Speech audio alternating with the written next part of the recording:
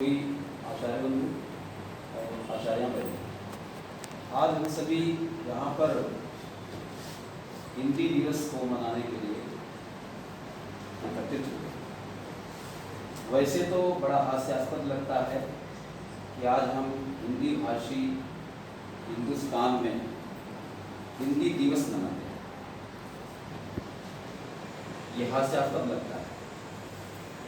हिंदी को सन 1918 में ही महात्मा गांधी ने कहा था कि इसको आज़ादी मिलने के बाद भारत की मातृभाषा इसको घोषित करेंगे, राष्ट्रभाषा।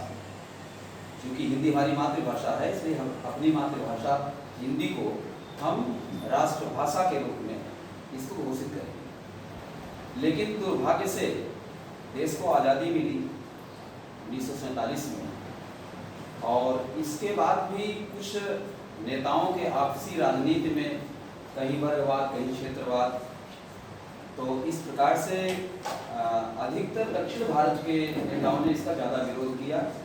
और हिंदी को ये दुर्भाग्य है कि आज तक राष्ट्रभाषा का दर्जा नहीं मिला है। सन 1949 में 14 सितंबर के दिन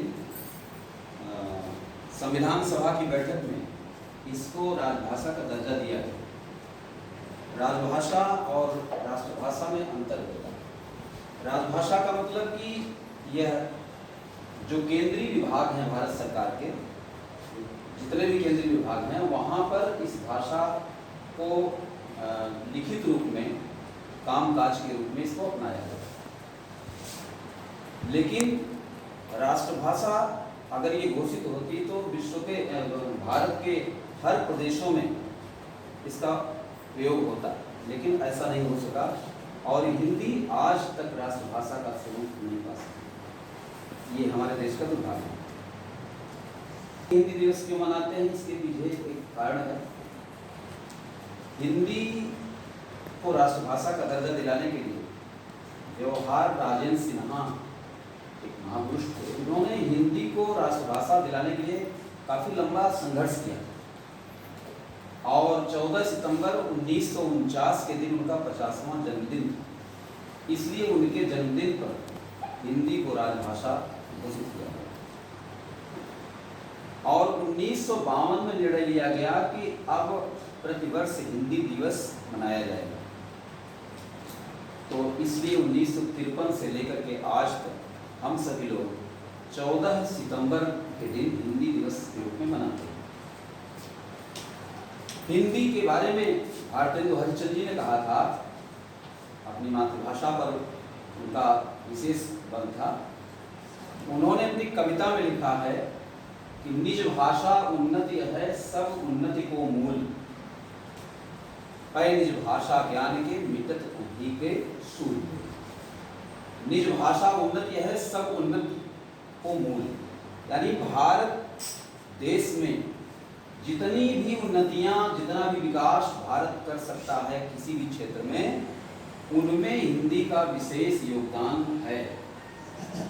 यह हिंदी जो है सभी उन्नतियों का मूल है।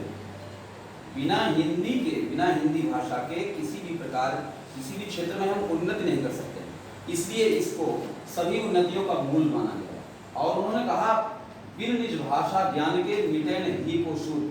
जो ही माने हृदय, हृदय का जो शूल है, कष्ट है, पीड़ा है जो हृदय की, वो बिना हिंदी के मिटने वाली नहीं। मातृभाषा का मतलब उसका माता शब्द से उसका जुड़ाव है, मातृभाषा है। इसलिए निश्चित ही जो लगाव हमारा अपनी माँ के साथ है, वही लगाव हमारा अपनी मातृभाषा के साथ, अपनी मातृभूमि के साथ होता है। तो इसलिए मातृभूमि से भारतेंदु हरिश्चंद्र जी का विशेष लगाव।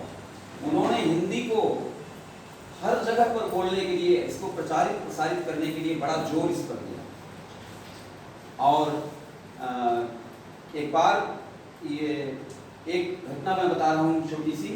एक व्यक्ति था और उसके बारे में कोई जान नहीं पाता था किस क्षेत्र का रहने वाला है, किस भाषा को बोलने वाला है, क्योंकि कई भाषाओं पर उसका विशेष कमांड था।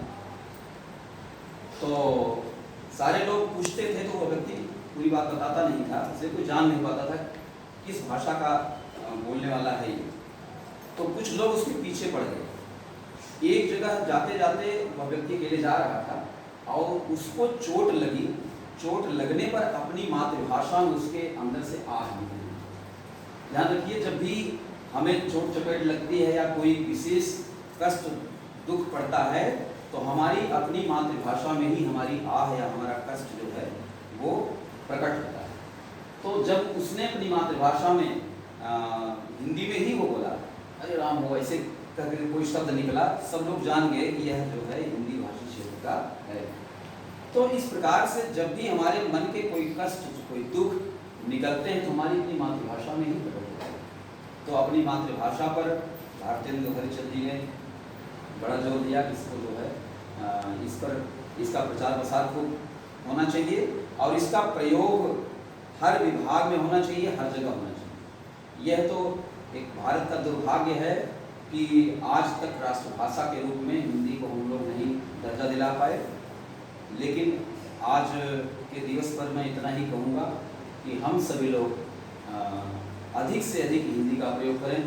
बल्कि कुछ तो जैसे मनोवैज्ञानिकों ने, कुछ शिक्षाविदों ने ये कहा था, पहले ही कहा था कि कक्षा 5वीं तक, जब तक माने प्राइमरी शिक्षा जो होती है, प्राथमिक शिक्षा तक बालक को अपनी मातृभाषा में ही पूरा ज्ञान दिया जाना चाहिए।